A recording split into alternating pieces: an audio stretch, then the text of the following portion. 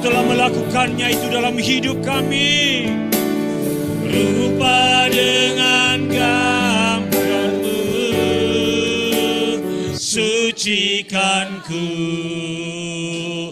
kuduskan hatiku, Tuhan. Serupa dengan gambar-Mu, serupa dengan gambar-Mu, sucikanku, kuduskan. Sekali lagi kita katakan, menjadi serupa dengan gambar. Serupa dengan gambar-Mu, sucikanku, kuduskan hatiku, Tuhan. Kita mau menyembah Dia, sembahlah Dia. Kota Lembang menyembah Dia, rumah-rumah menyembah Dia, pribadi-pribadi menyembah Dia, sampai nyata gambar Kristus, sampai nyata kemuliaan Kristus, sampai nyata keagungannya, sampai nyata dimanapun kita berada. Allah mengalirkan kehidupan, Allah mengalirkan kuat kuasa, Allah mengalihkan gambar dirinya. Oh, kami menyembah Engkau. Hekaralamo, hekaralamashé. Sampai nyata kerajaan-Mu, sampai nyata kemuliaan-Mu, dan tidak satupun yang bertahan di depan-Mu ya Allah. Tidak ada satupun tembok-tembok, benteng-benteng yang dibangun oleh manusia, semuanya akan runtuh karena pengenalan akan diri-Mu. Haleluya. Ketika kami segambar dan serupa dengan-Mu Tuhan, Engkau yang memberikan kami kuat kuasa, Engkau yang memberikan kami gambar diri-Mu sendiri. Bahkan Tuhan, Engkau memberikan tubuh dan darah-Mu dalam hidup kami. Fakta fisik dalam hidup kami ada Tuhan.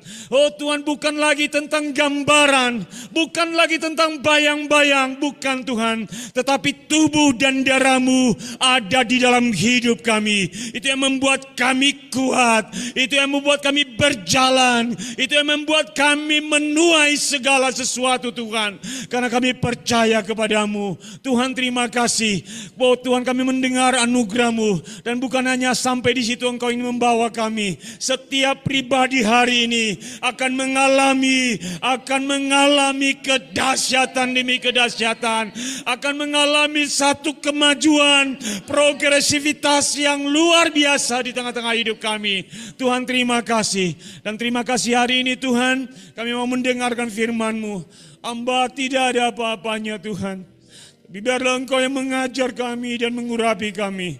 Memberikan kedalaman firman itu dalam hidup kami. Sehingga kami menjadi pelaku-pelaku kebenaran itu Tuhan. Urapi kami tempat ini, urapi ruangan ini, urapi seluruh jemaat-Mu Tuhan. Yang tidak bisa datang pun urapi mereka dimanapun mereka berada Tuhan. Urapi kami hari ini dengan lapar dan haus. Kami mau mendengarkan firman-Mu yang ajaib itu. Di dalam nama Yesus Kristus Tuhan kami sudah berdoa dan mengucapkan syukur. Sama-sama kita katakan amin. Silakan duduk Bapak Ibu semuanya. Shalom semuanya. Udah lama ya saudaraku ya, tapi saya percaya saya pakai ini karena apa? Minggu lalu kan Sumedang. Jadi Sumedang itu kalau Bang Johan itu bilang, "Buih, kalau ke Sumedang itu ke saya aja nggak tahu ya, pakai jas susah kan." Jadi saya bilang juga saya mau pakai juga ke Lembang deh kalau gitu. Padahal karena kedinginan saudaraku ya. Salam semuanya. Saudaraku yang terkasih, saya mau review sedikit tentang topik-topik ibadah ya. Jadi minggu lalu itu kan tentang membangun doa, membangun persekutuan gitu ya. Dan terakhir minggu lalu adalah membangun perjamuan kudus. Dan saya ingatkan sedikit khotbah saya minggu lalu itu adalah kan perjamuan kudus itu kan itu roti, roti ciptaan manusia gitu ya, terus anggur buatan manusia gitu ya. Tapi satu yang mengena dalam hati saya, tahu nggak saudaraku bahwa roti dan anggur yang kita minum kalau perjamuan kudus itu, itulah tubuh Kristus yang ada. Jadi kalau Yesus, kan kita lihat Yesus. Kita tidak lihat, bahkan dia katakan itulah Yesus kita. Ketika dia naik ke surga tuh duduk di sebelah kanan Allah Bapa, dia bilang, aku ada di tengah-tengahmu sama seperti aku ada waktu dia ada di muka bumi, saudaraku. Dan melalui apa? Tubuh dan darahnya itu. Sampai saya bilang, kalau aku gila dengan perjamuan Tuhan, aku mau selalu perjamuan Tuhan. Kenapa?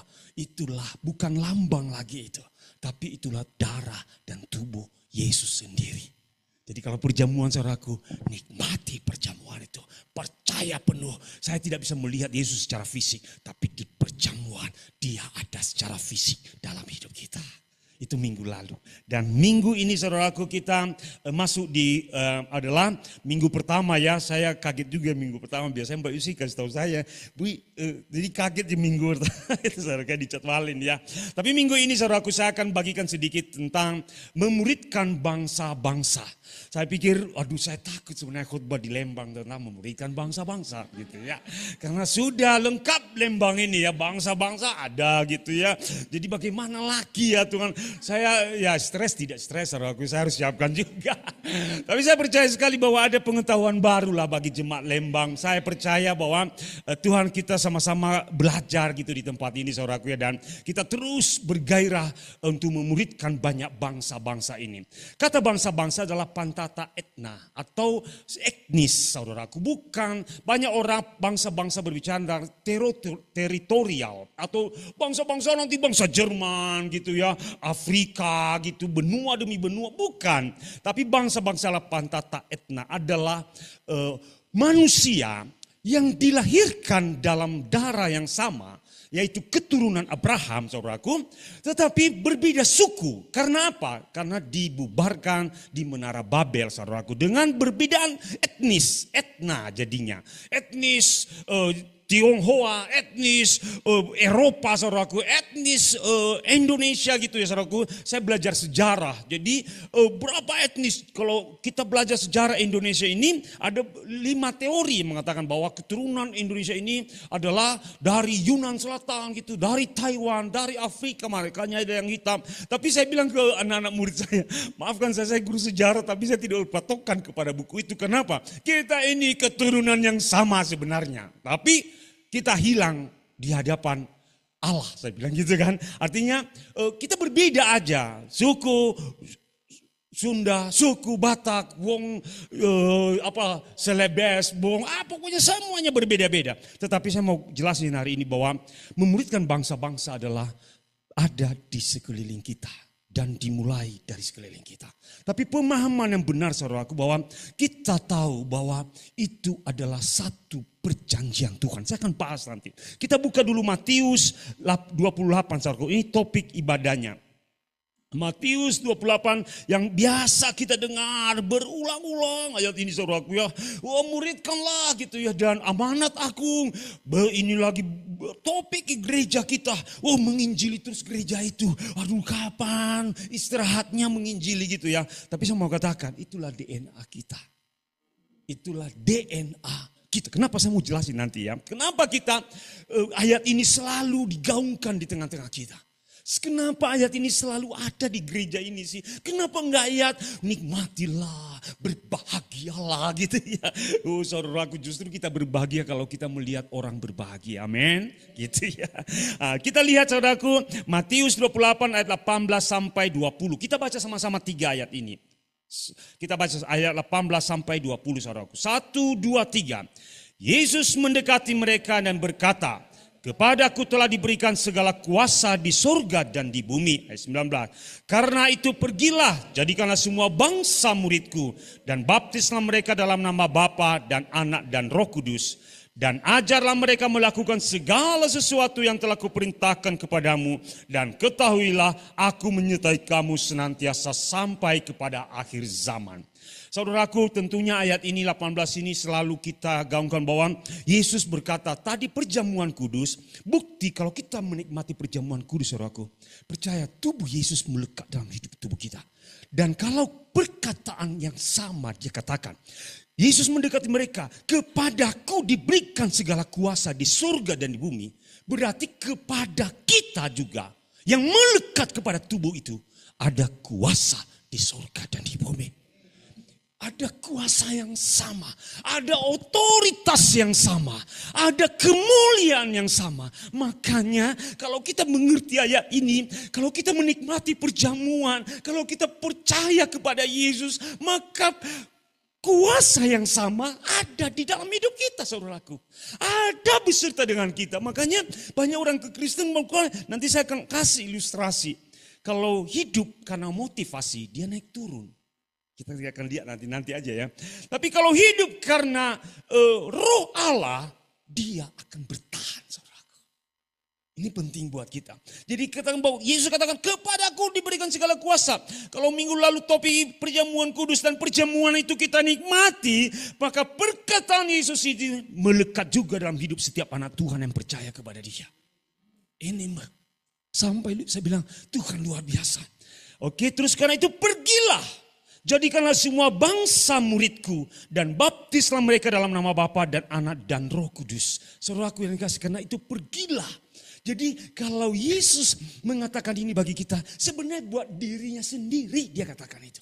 Buat pribadi Allah sendiri. Pergilah, tapi karena kita melekat dengan Dia, berarti yang ada di muka bumi ini tubuh kita, saudaraku, berarti kita yang pergi. Tidak ada kata lain, Dia yang pergi atau orang lain yang pergi. Kita yang pergi. Semua anak Tuhan yang akan pergi. Dan saya akan jelasin nanti bagaimana kita akan pergi. Tapi saudaraku, pergilah, jadikanlah semua bangsa, semua etnis, pantata, etna, saudaraku. Semua bangsa, tapi kita mau bongkar, saudaraku. Semua bangsa itu lahir dari mana sih? Nah, ini maksud saya. Jadi hanya ada ayat ini, saudaraku, kalau kita bahas kan berulang lagi udah khatam kita menurut saya gitu ya. Tapi ada 3 unsur penting dalam ayat itu. Kristus, kita, dan bangsa-bangsa. Yesus Kristus, kita. Jadi Yesus itu bukan berurusan dulu dengan bangsa-bangsa, berurusan dengan gerejanya, tubuhnya, saudaraku. Berurusan dengan kita, berurusan dengan hidup kita. Dan kalau kita katakan, aku memuridkan gimana, bagaimana bisa, bagaimana mungkin. Saya mau katakan, kalau Yesus mengatakan aku punya kuasa di langit dan di bumi ini, maka kita harus katakan aku punya kuasa yang sama. Dan itu 3 unsur. Nah, tapi bangsa-bangsa ini saya mau bahas, saudaraku. Kenapa kita? Kenapa kita yang pergi kepada bangsa-bangsa? Karena bangsa-bangsa sebenarnya dilahirkan dalam darah yang sama seperti Abraham. Kita lihat Kejadian 17. Kejadian 17, saudara, kita buka ini. Supaya jelas bahwa bangsa-bangsa itu tidak jauh dari kita sebenarnya, saudaraku.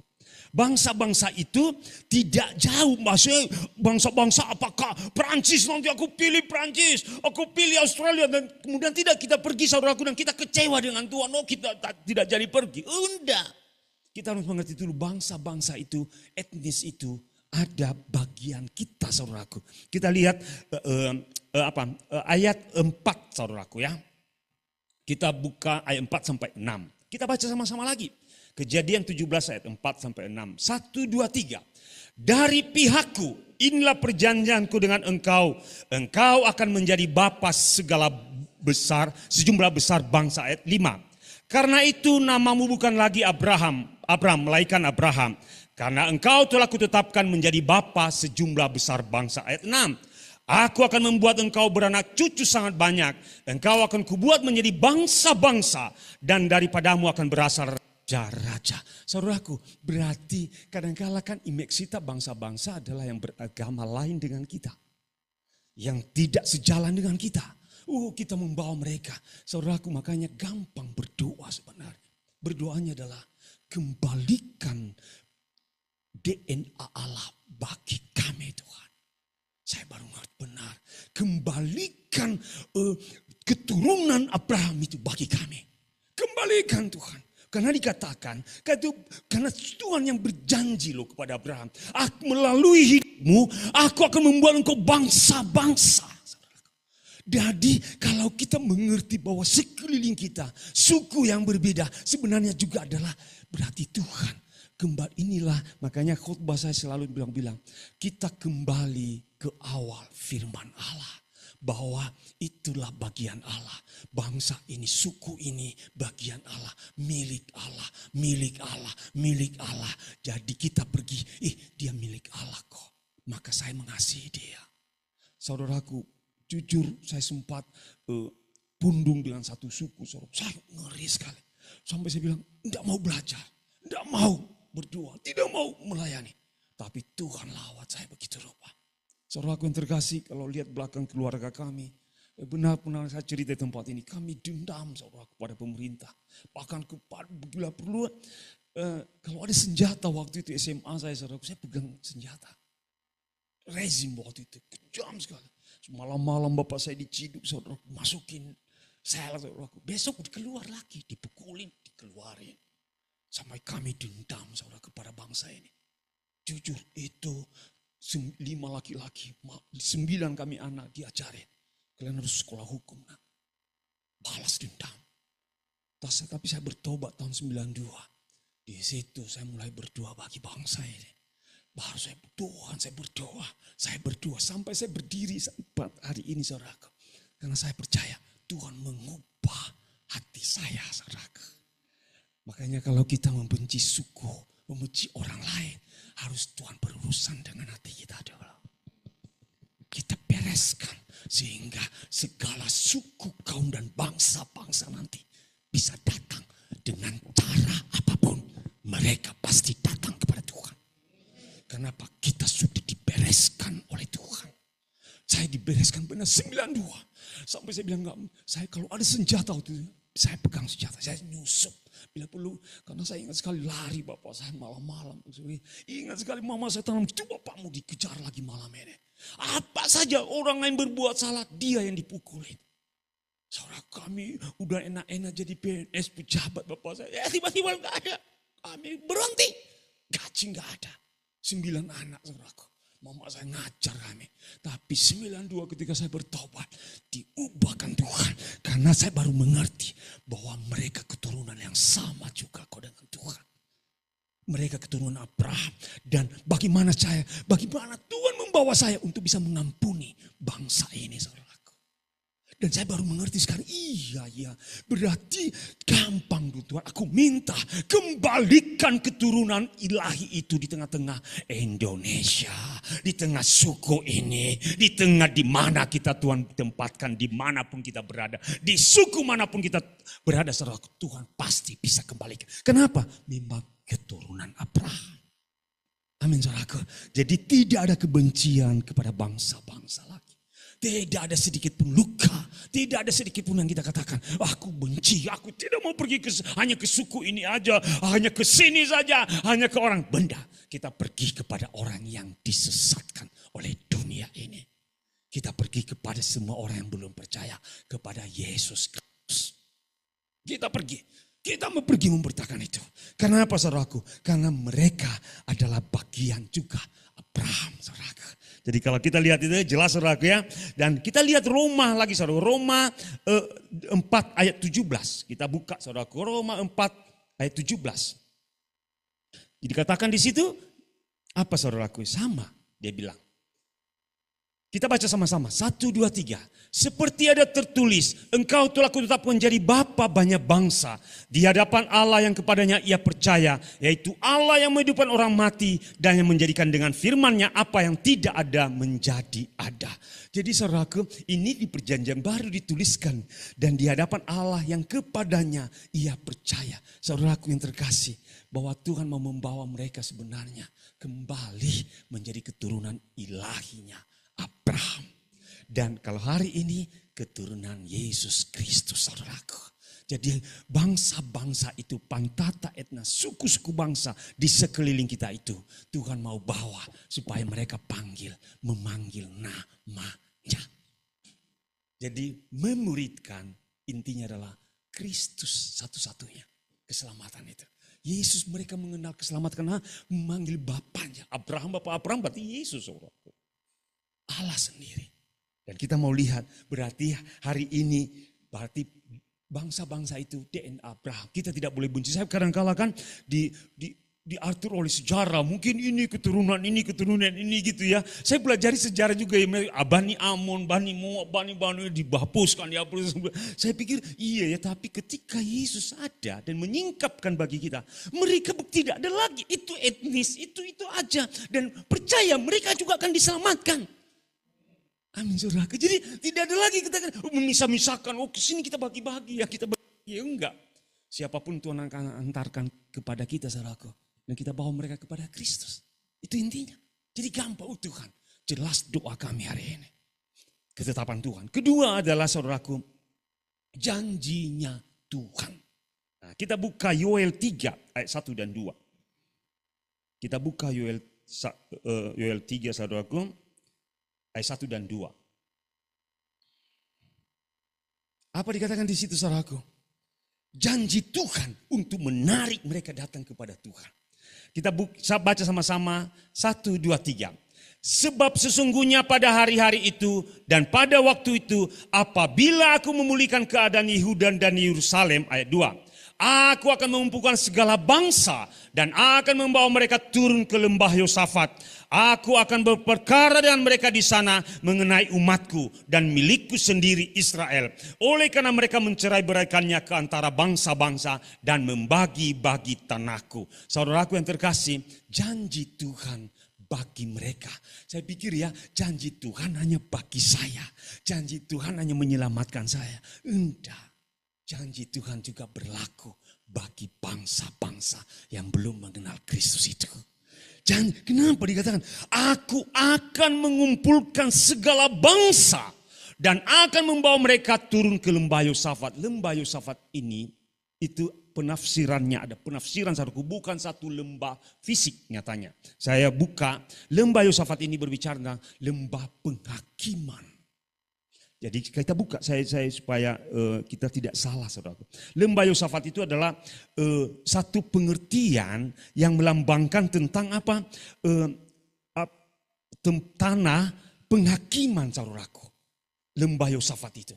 Dan Tuhan akan membawa banyak orang datang ke situ untuk dihakimi. Tapi sebelum mereka dihakimi saudaraku, Tuhan utus kita untuk membawa mereka mengenal Tuhan. Makanya dia katakan di lembah itu engkau ada di sana untuk menyelamatkan mereka. Saudaraku ketika mengerti ini, Tuhan berarti akan membawa banyak orang mungkin yang bermasalah. Mungkin punya harta, punya segala-galanya. Mereka tidak tahu tujuan hidup mereka. Satu orang Jepang saudaraku ya, dia punya perusahaan besar suami istri, tapi tidak punya anak. Dan mereka bilang kami ini gak ada apa-apanya. Jadi mereka mengadopsi banyak orang anak laki-laki supaya mewariskan perusahaannya. Triliunan kekayaannya. Ini baru-baru sehingga mereka cari orang-orang. Siapa yang bisa mewariskan perusahaan ini. Saudaraku yang terkasih, saya mau bilang nanti. Orang Jepang akan dibawa Tuhan ke lembah Yosafat. Dan kita akan ketemu mereka untuk membawa mereka kepada Tuhan saudaraku. Saya percaya iya Tuhan. Kalau gitu anak Tuhan harus siap sedia. Anak Tuhan akan dipertemukan. Aku akan mengumpulkan bangsa-bangsa membawa mereka ke lembah Yosafat. Aku akan berperkara dengan mereka di sana mengenai umatku. Dan kalau kita ada di sana saudaraku, kalau kita menjadi pembela bagi suku-suku, bagi etnis-etnis itu saudaraku, Tuhan akan percayakan apa yang Tuhan tidak akan berikan kepada kita. Benar, Yesaya 60 nanti, harta bangsa-bangsa itu baru mengerti. Tuhan menggerakkan segala keadaan itu nanti untuk anak-anak Tuhan siap enggak. Makanya hari-hari ini saudaraku, siapkan dirimu. Benar kalau bapak-bapak tadi, siapkan, berikan waktu 1 jam, 2 jam. Memuridkan banyak orang. Mungkin ketika kita sedang kasih makan, setia aja kasih makan. Dia akan bertanya nanti, makanan ini dari mana? Saudara akan terkasih, Tuhan akan menggerakkan itu. Dan itu janji Tuhan. Itu janji Tuhan. Dan kalau janji Tuhan pasti digenapi saudaraku. Kita bergerak atau tidak bergerak, Tuhan selalu bergerak, saudaraku. Kita pergi tidak pergi, Tuhan mau pergi, saudaraku. Makanya ayo, hanya Tuhan bilang, ayo mau bersamaku, ayo. Tapi kalau pun tidak pergi kita, saudaraku, Tuhan pergi, saudaraku, ke lembah itu untuk membawa banyak orang datang kepada Dia. Masalahnya adalah gereja siap enggak? Itu janji Tuhan, saudaraku. Dan kita buka ayat 9 lagi, Mbak Santi, ayat 9-nya, Yoel 3 tadi ayat 9-nya. Dikatakan lagi, saudaraku, apa?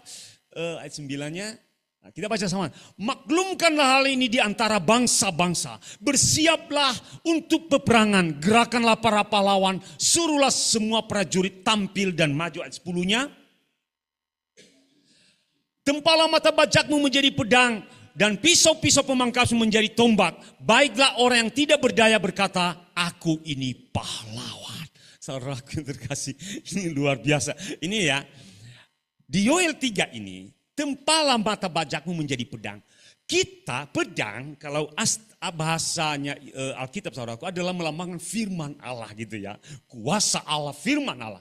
Jadi berbeda sekali dengan Yoel 1. Kalau Yoel 3 ini dia bilang, tempalah mata bajakmu kepada siapa? Kepada umat Tuhan kan ini. Jangan kita, firman Tuhan kita berkata, bangsa-bangsa kan dikumpulkan ke lembah, ke satu tempat atau kemanapun Tuhan bawa. Terus tempalah mata bajak kita, tadi kita sedang membajak gitu saudaraku, menjadi pedang gitu ya. Dan kita beritakan firman Allah berkuasa, firman Allah gitu ya. Dan pisau-pisau memangkasnya menjadi tombak. Tombak berbicara tentang alat perang saudaraku gitu ya. Dan itu dari bagian umat Tuhan. Tetapi bagian bangsa-bangsa apa saudaraku? Dibalikan. Mata pedang mereka menjadi bajak justru. Seketika saya merenungkan. Jadi ketika kita berbicara, makanya umat Tuhan harus mengerti cara berperangnya tanya. Cara memberitakan firman Allah. Dia harus siap. Firman Allah saat ini saya beritakan Injil kerajaan Tuhan. Saya beritakan dengan cara ini. Saya beritakan dengan cara ini. Dan apa yang terjadi? Bangsa-bangsa nanti sedang berperang. Ketika kita sedang menyatakan firman Allah, maka ada di Yoel 1 dikatakan, pedang mereka berubah menjadi mata bajak. Berubah jadi mereka menjadi pelayan-pelayan Tuhan, saudara. Itu artinya memuridkan, mengubah mindset bangsa-bangsa. Jadi ada ayatnya nanti. Tapi dari bagian kita dulu dikatakan, kita yang berperang. Saya bertanya Tuhan, bagian tadi Tuhan, kok bisa seperti ini ya Tuhan? Artinya gereja ada waktunya dia sedang mempersiapkan di ladang. Dan ada waktunya aku ini seorang pahlawan yang sedang Tuhan bawa untuk memberitakan firman Allah. Saudaraku, saya bagi kesaksian. Saudaraku yang terkasih, berulang anak saya dan pasti udah bosan mereka kesaksian saya. 1 bulan yang lalu saya minta jam ngajar di sekolah. Saya kan guru, saya sering cerita. Saya jam ngajar, saya ngajar di induk saya di sekarang 25 lah. Terus saya minta jam ngajar saya di sekolah yang pesantren itu saudaraku yang saya ngajar. Hanya 2 orang murid saya dulu itu, terus saya ngajar sosiologi sejarah. Saya minta, Bu saya minta 12 jam lah boleh. Oh nggak bisa Pak Wiani 9 jam. Ya udah nggak apa-apa 9 jam juga nggak apa-apa. Supaya nambah ongkos saya lah gitu ya. Terus saudaraku bagaimana Tuhan bisa memakai saudaraku ya. Nah terus oke Pak Boy siap. Saya dipanggil oleh Pak Hajinya saudaraku. Pak Boy ini SK-mu, SK yayasan, terus guru tidak tetap, guru tetap, dan ada nanti tugas baru buat Pak Boy. Oke, Pak Haji terima kasih ya Pak Boy. Terima kasih ya Pak Haji ya. Pak Boy loyal aja ya, lakukanlah yang terbaik. Siap Pak Haji. Pak Haji tahu saya, siapa saya. Guru agamanya 3 orang murid saya, 2 orang saya lakukan aja. Terima kasih loh Pak Boy. Terus saya dipanggil kurikulum saudaraku. Panggil kurikulum, Pak Boy, SK Pak Boy berubah.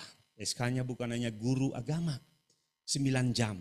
Tapi ditambah menjadi 21 jam. Loh 12 jam dari mana? Pak Boy diangkat jadi Wakasek Humas. Wakil kepala sekolah. Ketawa saya. Wakil kepala sekolah. Siapa saya? Siapa saya saudaraku?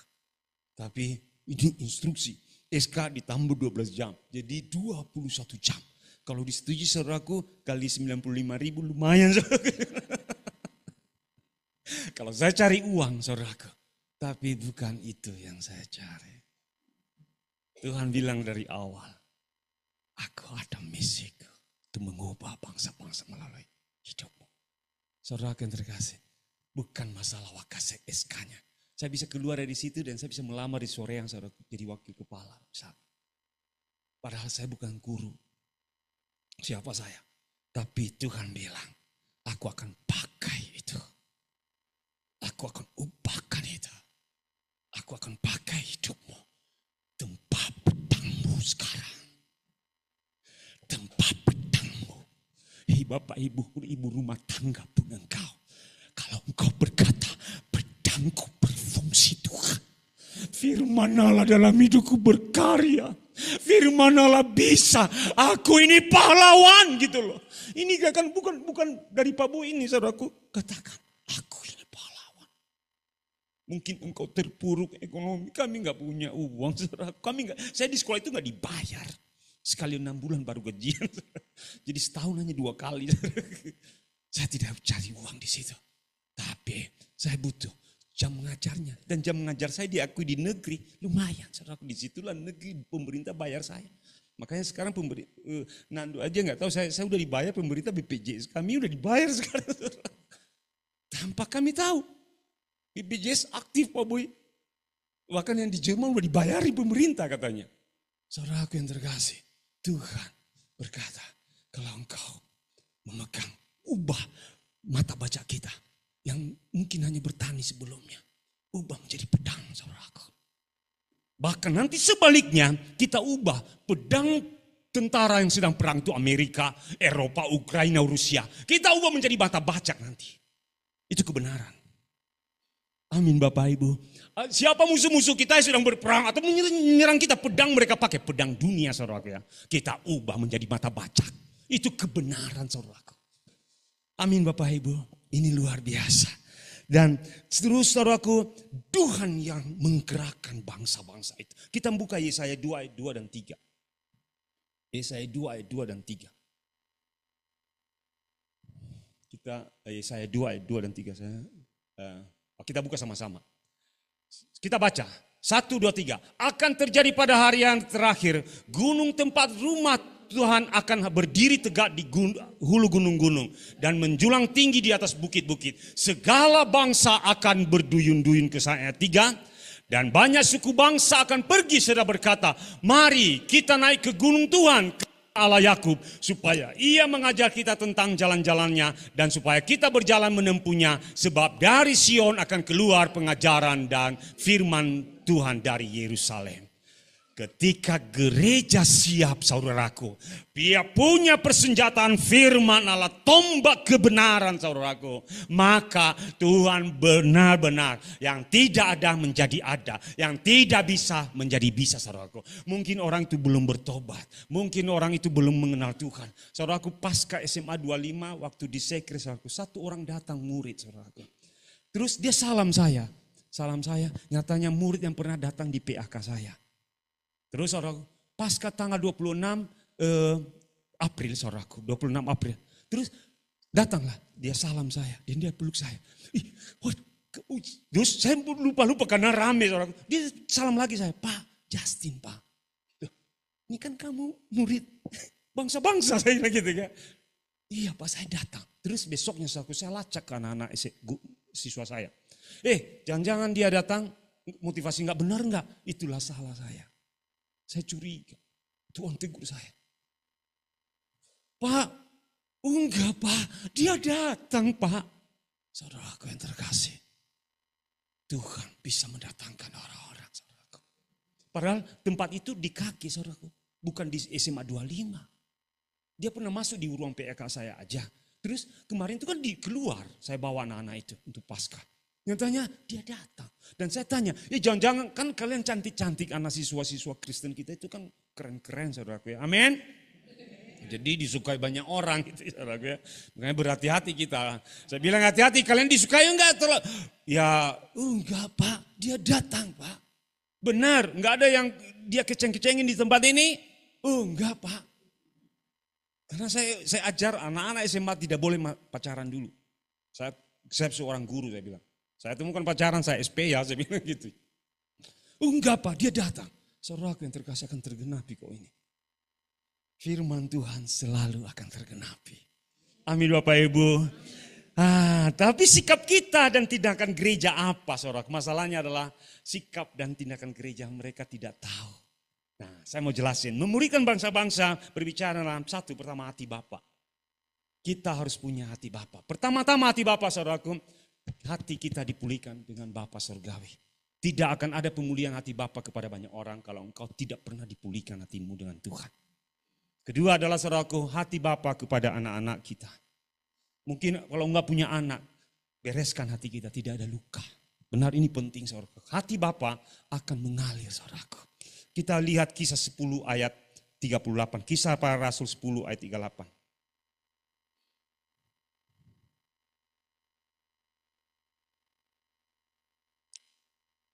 Bagaimana Tuhan berjalan keliling, saudaraku. Kita baca sama-sama.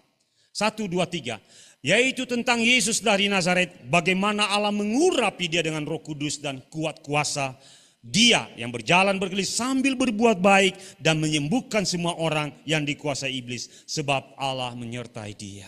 Pertama-tama, saudaraku, milikilah belas kasih seperti Kristus. Hati yang selalu, benar saya belajar perkara ini.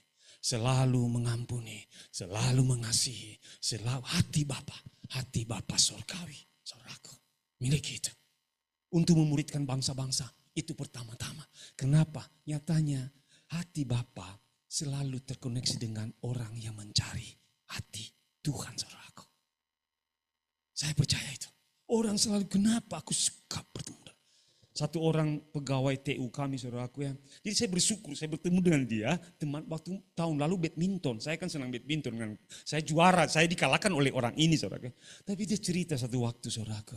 Papaku itu papa tiriku, Pak Boy. Enggak tahu apakah Kristen atau tidak. Saya pernah cerita di sini, saudaraku ya. Terus nikah lagi mamanya terus, tapi bapak tiriku itu baik. Tanya gitu katanya. Saya enggak tahu. Sampai dia seorang menjadi pegawai TU. Saudaraku, kalau ketemu dia peluk saya. Orang TU semuanya tahu kenapa. Kita butuh TU itu, saudaraku, untuk administrasi kita, saudaraku ya. Jadi saya harus berteman baik dan mereka. Saya tidak pernah beli apa-apa, tidak. Karena saya yang penting persahabatan aja saya. Terus dia peluk saya. Terus saudaraku, ada apa-apa informasi, dia langsung kasih tahu saya. Pak Wi isi ini, Pak Wi isi ini. Saudaraku yang terkasih.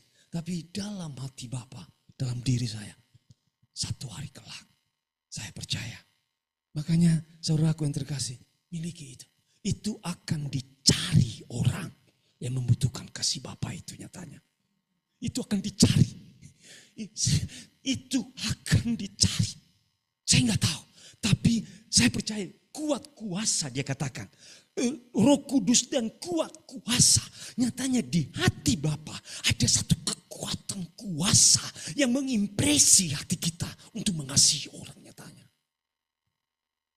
Penting sekali. Mungkin bapak-bapak bereskan hatimu dengan anak-anakmu.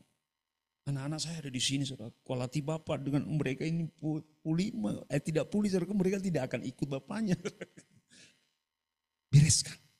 Saya tidak menghakimi, tapi kalau ada luka anak-anak kita pun, luka kita ke anak-anak juga bereskan. Kenapa?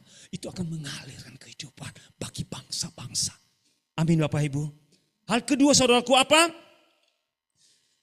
Daud berkata, 1 Samuel 17 ayat 32. Ada domba-domba itu ada di sekitar kita.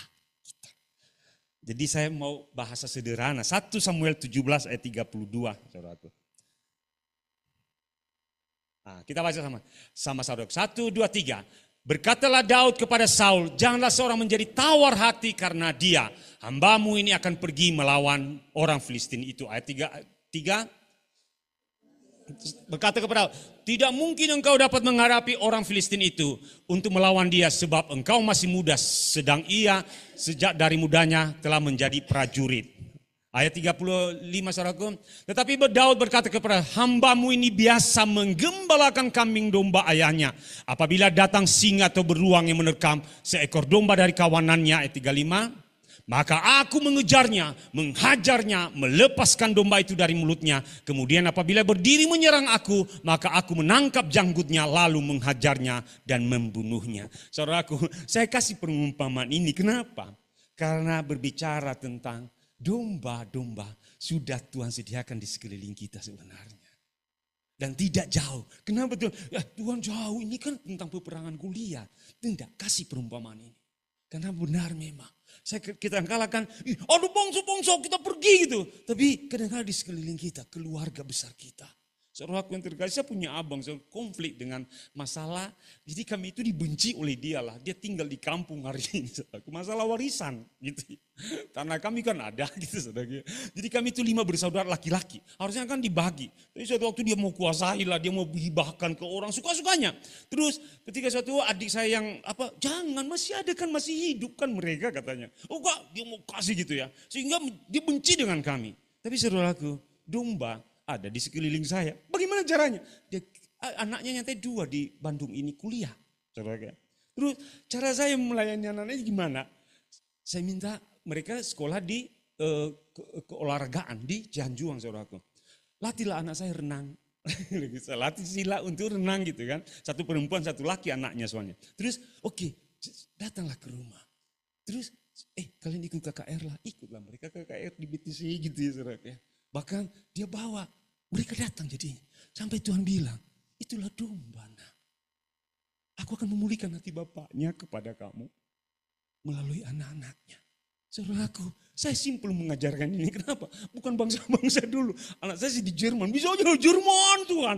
Tapi ada saudara saya, ada keponakan kandung saya saudaraku. Yang perlu pertobatan. Dan mereka akan pulang ke kampung halaman nanti. Saudaraku yang terkasih. Tapi saya percaya mereka melihat berbeda. Iya, beda kok Omboi itu. Beda dia. Saudaraku yang terkasih. Domba-domba itu ada di sekeliling kita. Amin Bapak Ibu. Kenapa tuh? Kenapa? Pelajaran terberagam ketika kita melayani dulu saudara kita. Bagaimana? Melayani keponakan kita yang mungkin benci dengan kita. Kan pengajaran mamanya, semua omong itu jahat. Mereka tidak setujui. Mereka tidak. Saya bilang, kalau soal ambil tanah kami, ambil aja pun gak ada masalah. Siapa juga yang pulang gitu ya saudaraku ya. Tapi bukan itu. Masalahnya hati ini harus dibereskan dulu saudaraku. Saudaraku yang terkasih. Tapi Tuhan kirim domba-domba. Dan mereka waktu KKR datang saudaraku. Di BTC. Bahkan dia bawa teman mereka saudaraku. Dan saya tahu mereka akan mengenal Kristus.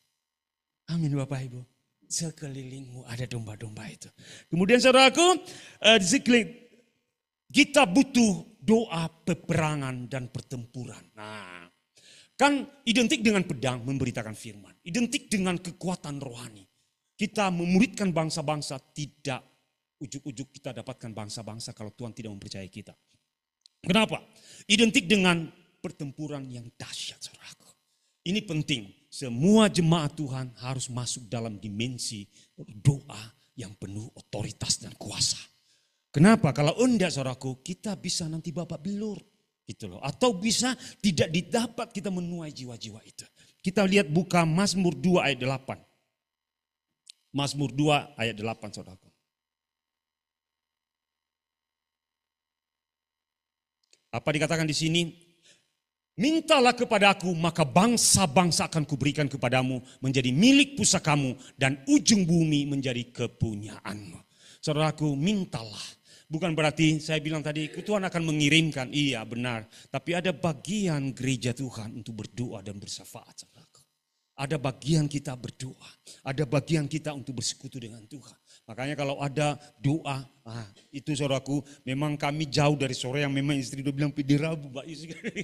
Pidi Rabu, pidi semalaman ya kami sedang atur saudaraku. Jauh memang kami akui, tapi mintalah, mungkin doa korporat ada saudara. Tapi pertama-tama hidupkan anugerah doa dalam diri kita masing-masing. Bangun mesbah doa. Makanya dulu bulan-bulan sebelumnya tahun lalu diajar kita tentang keintiman dengan Tuhan. Ada ruang secret room kita. Ada ruang doa kita. Saya saudaraku, saya udah janji dengan Tuhan. Secret room saya adalah bukan hanya sekedar ketika saya mengajar. Kalau saya mengajar, saudaraku, satu orang murid nangis-nangis saudaraku ya. Kenapa? Saya sedang bangun secret room dalam roh saya. Tiba-tiba dia, Pak, aku mau cerita. Silakan, hanya 2 orang murid saya waktu itu. Terus dia cerita tentang bapak saya meninggal gini. Nangis-nangis. Terus saya tanya Tuhan hari ini berita Injil enggak? Enggak sekarang. Karena ini di ruang kelas. Terus Tuhan dengarkan aja. Saya dengarkan, nangis. Udah selesai jam mengajar saya. Oke, nanti minggu depan kita dengarkan lagi. Dan selesai, saya percaya sekali. Pak, kan biasa kalau murid itu kan mencium tangan. Pak, terima kasih. Aku lega, Pak. Sampai saya tanya Tuhan, waktunya Tuhan, kapan aku bisa beritakan? Saudara aku yang doa itu akan mengaum dalam hidup kita selalu. Dan harus ada 24 jam. Amin Bapak Ibu. Itu harus dibangun. Kalau tidak saudaraku, maka kita nggak mampu. Atau Tuhan belum percayakan murid bangsa-bangsa saudaraku. Kemudian saudaraku adalah memuridkan dengan karunia. Nah, Kisah 6 ayat 8. Kita buka Kisah Para Rasul 6 ayat 8. Kisah Para Rasul 6 ayat 8. Jadi tadi melalui apa saudaraku? Melalui doa saudaraku ya. Kedua adalah melalui karunia rohani kita. Kita baca sama-sama. 1, 2, 3. Dan Stefanus yang penuh dengan karunia dan kuasa mengadakan mujizat-mujizat dan tanda-tanda di antara orang banyak. Dia memberitakan Injil saudaraku dengan karunia yang ada. Saudaraku, apa karuniamu hari ini? Anak PA saya sedang mengajar tentang belajar karunia. Ketika mereka bilang, Pak, aku kayak melayani ya Pak Boy. Dan memang dia di situ. Aku kayak karunia memimpin ya. Dan memang, saudaraku, apa karunia yang ada padamu? Ibu rumah tangga, mungkin engkau melayani di belakang, tidak kelihatan. Mungkin engkau memimpin, mungkin engkau memberi tumpangan, memberi kemurahan saudaraku. Mungkin apapun karunia kita, mungkin menasihati, apapun, mengajar. Kalau saya memang, saya senang menginjili, terus saya pernah mengembalakan, terus saya senang merintis saudaraku. Kemudian hari itu yang saya bawa, senang mengajar. Memang benar, kepada orang banyak diberi, kepadanya banyak dituntut. Saya tahu itu. Tuhan sudah membawa saya untuk mengajar. Makanya saya mau tingkatkan bagaimana deep learning. Belajar dalam lagi. Kenapa? Karena karunia saya akan dikembangkan melalui itu. Apa yang saudara punya? Mengajar anak kecil. Berbicara, mendengarkan mereka. Apa aja? Bapak-bapak jangan bilang gak ada karuniamu. Hati-hati. Tuhan marah sekali kepada orang yang menyembunyikan karunianya. Tuhan marah sekali. Ada karunia yang Tuhan berikan bagi kita. Siapapun kita. Apalagi kita dalam Kristus. Ada. Tidak mungkin tidak ada. Penyelidikan firman Allah. Pasti ada karunianya. Karunia motivasi, melayani, memimpin, memberi. Itu saudaraku ya. Menasehati. Karunia manifestasi roh. Membedakan roh, bahasa, lidah saudaraku. Karunia apa? Iman saudaraku. Karunia apa lagi? Macam-macam karunia. Karunia rohani. Karunia jawatan. Kerasulan. Kenabian saudaraku, mengajar, menggembalakan. Mungkin menggembalakan 1-2 domba, gak apa-apa. Itu tandanya Tuhan pasti pakai itu. Saudaraku, jangan pernah sembunyikan karuniamu. Jangan, apapun hari gembalakan, tanya Tuhan. Dan apa perlu saya kembangkan Tuhan. Perlu gak saya kembangkan ini? Saya pelajari, belajar saudaraku. Tanya ke pembimbing rohani. Kalau aku kayaknya tanya ke Tuhan dulu, firman Allah, tanya orang terdekat, dan uji dengan waktu. Gitu caranya saudaraku. Tanya Tuhan, benar. Terus karena ada kan semangat gitu ya, tapi hilang lagi. Semangat lagi, ini naik turun saudara. Nanti kita akan lihat saudaraku. Saudaraku yang terkasih, melalui karunia kita. Kemudian saudaraku melalui apa lagi? 2 Timotius 3 ayat 17.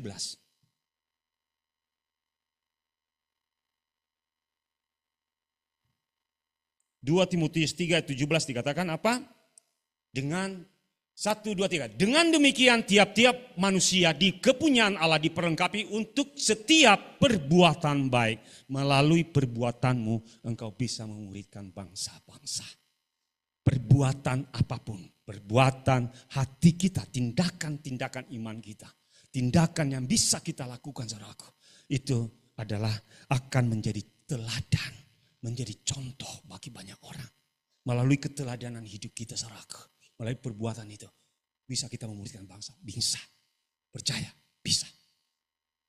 Di kantin kami saudaraku, di SMA 25 itu ada dapur kecil.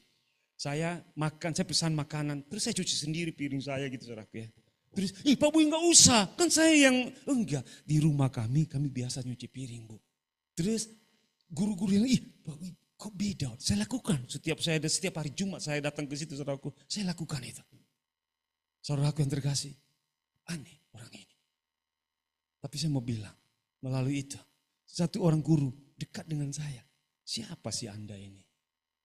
Saudaraku yang terkasih, satu waktu mereka akan bertanya tentang Tuhan. Hari ini belum. Tapi perbuatan baik kita terpancar, saudaraku. Amin Bapak Ibu. Dan terakhir saudaraku, kita lihat sedikit klipnya saudaraku. Ini ilustrasi saya, Mbak Santi ya, diulang 2 kali saja ya. Kita lihat saudaraku.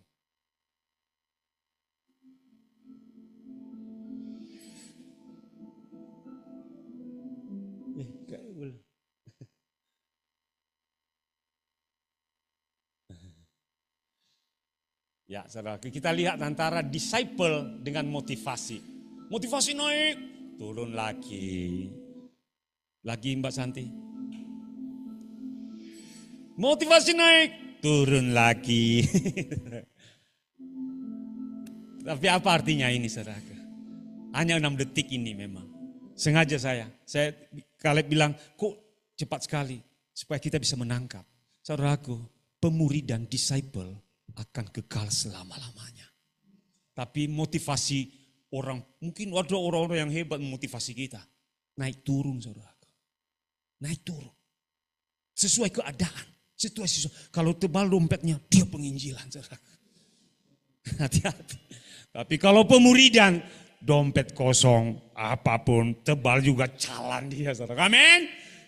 Apapun situasinya. Dan kita akan lihat apa yang Tuhan berikan bagi kita. Kita buka 1 Petrus 5 ayat 8 sampai 11. Terakhir ayat di firman Tuhannya. 1 Petrus 5 ayat 8 sampai 13. Kita baca sama-sama semuanya saudaraku. Kita di dalam memuridkan bangsa-bangsa ini kita harus memegang firman ini saudaraku. Ayat 8, 1, 2, 3. Sadarlah dan berjaga-jagalah lawan musuh iblis. Berjalan keliling sama seperti singa yang mengaum-ngaum dan mencari orang yang dapat ditelannya. Pertama-tama kita berjaga-jaga. Amin. Kedua, lawanlah dia dengan iman yang teguh. Sebab kamu tahu bahwa semua saudaramu di seluruh dunia menanggung penderitaan yang sama. Kedua adalah kita lawan dia dengan iman itu. Pemuridan bangsa-bangsa berbicara tentang kekuatan iman gerejanya. Amin. Kalau tidak ada iman, jangan berperang dulu saudaraku. Engkau tidak pernah, kenapa babak belur nanti, anak sekewa nanti saudaraku. Tapi ketika engkau punya iman, gereja mendoakan. Pembimbing engkau tunduk kepada submit kepada otoritas kepemimpinan. Ada naungan yang melindungi kita saudaraku. Maka kita akan lawan pekerjaan iblis. Amin. Makanya hati-hati kalau penginjilan harus minta doa. Kenapa kita dimuridkan? Jangan tanya, pagi-pagi ada yang mendoakanmu saudaraku. Ada lutut yang mendoakan kita saudaraku. Mungkin dia tidak ngomong saudaraku. Tapi ada satu waktu anak PA kami, pagi-pagi, kakak doa ya sama kami ya. Ya setiap pagi kami doain lah, kata istri saya. Enggak, saya merasa tadi pagi ada serangan iblis dan ada yang membela kami dalam doa. Ya iyalah, masa kami enggak mendoakan. Saudaraku, setiap kita, Bapak Ibu, kita menapa PA kita, kenapa kita pemuridan? Ada yang mendoakan kita, saudara. Tahu enggak pembimbing rohanimu itu berdoa pagi-pagi, membela, berlutut. Amin. Makanya kalau nanti kita punya anak ya kita doakan mereka juga. Kita doakan mereka saudara. Dan mereka suatu waktu bertanya, kakak doain saya ya? Ya iya. Amin Bapak Ibu. Kita lawan dengan iman itu. Terus ayat 10. 1, 2, 3. Dan Allah sumber segala kasih karunia yang telah memanggil kamu dalam Kristus kepada kemuliaan yang kekal akan melengkapi, meneguhkan, menguatkan dan mengokohkan kamu sesudah kamu menderita seketika lamanya. Ayat 11. Ialah yang punya kuasa sampai selama-lamanya. Saudaraku, dan Allah sumber segala kasih karunia itu untuk membawa kita memuridkan bangsa-bangsa tadi Pantata Etna, memanggil kamu dalam Kristus kepada kemuliaan yang kekal akan melengkapi kita. Persenjataan kita diperlengkapi saudaraku. Kemudian hati kita diteguhkan, dikuatkan otot-otot rohani kita saudaraku. Bahkan sakit penyakit apapun dihancurkan di depan mata kita saudaraku. Ketika benar Mbak Minton tadi, kenapa? Tuhan juga akan membela dia. Tuhan, tahu nggak? Saya membayangkan nih kalau kita sakit, kalau kita sedih gitu ya. Tuhan yang paling sedih loh. Saya membayangkan itu. Kenapa? Kalau Nabi saya sesat saudaraku ya, misalnya dia atau jatuh ya. Siapa yang paling sedih? Saya takut loh sama Tuhan. Tuhan, apakah gagal saya Tuhan? Jujur. Apalagi Tuhan kita saudaraku. Amin. Dia akan menguatkan kita. Kemudian dikatakan mengokohkan kita saudaraku. Jadi jangan takut. Kita akan melihat keturunan Abraham yang sama akan mengenal Yesus yang sama juga. Amin saudaraku. Kenapa? Tuhan yang melengkapi kita. Tapi masalahnya punya hati Bapa dalam diri kita. Kemudian kita pergi saudaraku. Dan Tuhan akan lakukan bagian dia. Kita teduhkan hati kita. Tuhan terima kasih. Nyatanya Engkau menjelaskan begitu detail bagi hamba-Mu ini. Bahwa sekeliling kami, orang-orang sekitar kami. Dan kalau Engkau membawa kami ke pulau-pulau, ke desa-desa, itu karena anugerah-Mu. Bahkan Tuhan Engkau membuka mata kami. Mereka terhilang. Mereka mati binasa. Saudaraku, kita mulai dari kita ingat saudara-saudara kita.